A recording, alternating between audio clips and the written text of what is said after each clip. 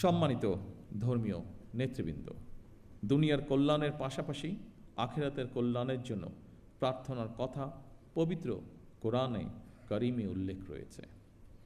ইহকালীন পরকালীন কল্যাণ বিষয়ক নির্দেশনা নিঃসন্দেহে অন্য ধর্মাবলম্বী ধর্মীয় বিধিবিধান অনুযায়ী নির্দেশিত রয়েছে।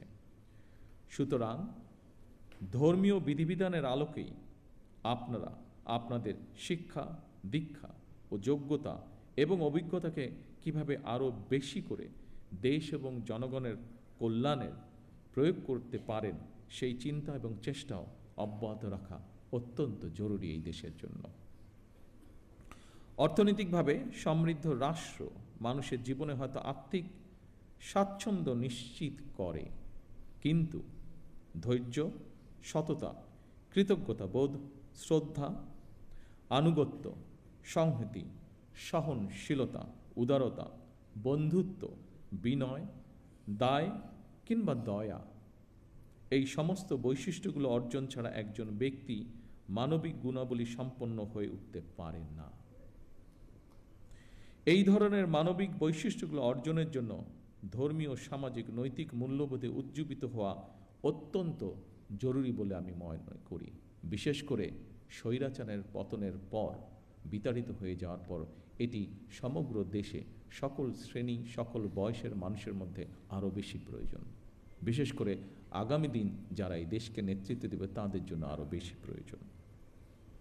এই ধরনের মানবিক বৈশিষ্ট্যগুলো অর্জনের জন্য ধর্মীয়, রাজনৈতিক, সামাজিক, নৈতিক মূল্যবোধে উজ্জীবিত হওয়া অত্যন্ত জরুরি।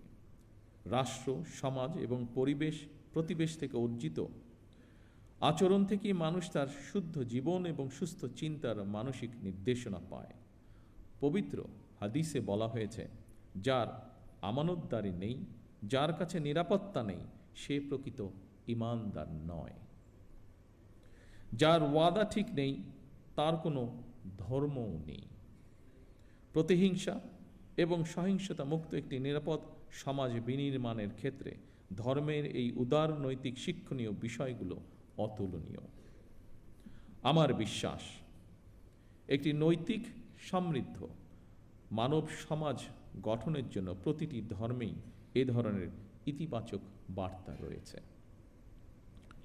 সেজন্যই সম্মানিত উপস্থিতিবৃন্দ, সকল ধর্মের সম্মানিত নেতৃবৃন্দ, গুরুবৃন্দ, একটি ধর্মীয়, সামাজিক, নৈতিক মূল্যবোধে সমৃদ্ধ মানসিকতা তৈরির ক্ষেত্রে আপনাদের মতন ধর্মীয় জ্ঞানসম্পন্ন মানুষদের ভূমিকা অত্যন্ত গুরুত্বপূর্ণ।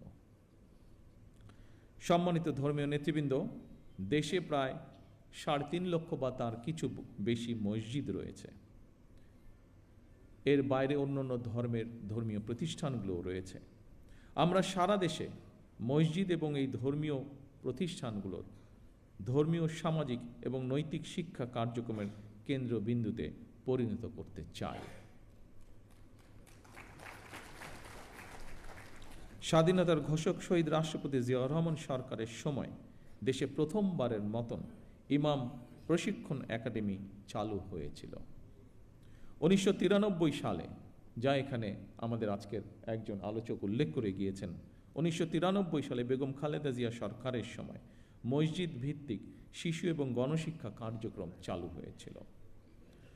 বর্তমান সরকারও ইমাম মুয়াজ্জিম সাহেবদের জন্য একটি সহ অন্যান্য ধর্মগুরুদের জন্য একটি নির্দিষ্ট হারে সম্মানী ভাতা প্রদানের পাশাপাশি আপনাদেরকে আরও যোগ্যতরভাবে নেতৃত্ব দেওয়ার জন্য আরও কীভাবে রাষ্ট্রীয় উন্নয়নে আপনাদের প্রতিভাকে ব্যবহার করা যায় সেই পরিকল্পনাও গ্রহণ করার কাজে হাত দিয়েছে। বিভিন্ন ধর্মীয় সম্প্রদায় সম্মানিত নেতৃবৃন্দ, খতিব, ইমাম, মুয়াজ্জিমদের সম্মানী ভাতা দেওয়ার যে কর্মসূচি বর্তমান সরকার, আপনাদের সরকার চালু করেছে, এই কর্মসূচির অধীনে প্রথম পর্যায়ে পাইলটিং স্কিমের আওতায় মোট 4,908টি মসজিদ, 990টি মন্দির এবং 144টি বৌদ্ধ বিহারে মোট 16 জন 992 জন এই মাসিক সম্মানী পাওয়া শুরু করেছেন আজ থেকে। পর্যায়ক্রমিকভাবে ইনশাল্লাহ সবাইকে এই কর্মসূচির আওতায় অন্তর্ভুক্ত করা হবে। বিভিন্ন শ্রেণী পেশার মানুষের জন্য সরকারের এইসব অর্থনৈতিক কর্মসূচি উদ্যোগের মূল উদ্দেশ্য হচ্ছে, যা আমি আগেই উল্লেখ করেছি, নাগরিকদেরকে অর্থনৈতিকভাবে স্বাবলম্বী করে গড়ে তোলা। তবে আপনাদের কাছে একটি বিনীত আহ্বান, আপনারা কেউ মসজিদে কিংবা যার যার ধর্মীয় উপাসনালয় দায়িত্ব পালনের পাশাপাশি নিজেদেরকে বিভিন্ন অর্থনৈতিক সামাজিক কর্মকাণ্ডে সম্পৃক্ত করতে চাইলে আপনাদের সেই উদ্যোগ বাস্তবায়নে সরকারের সর্বোচ্চ চেষ্টা থাকবে সহযোগিতা করা।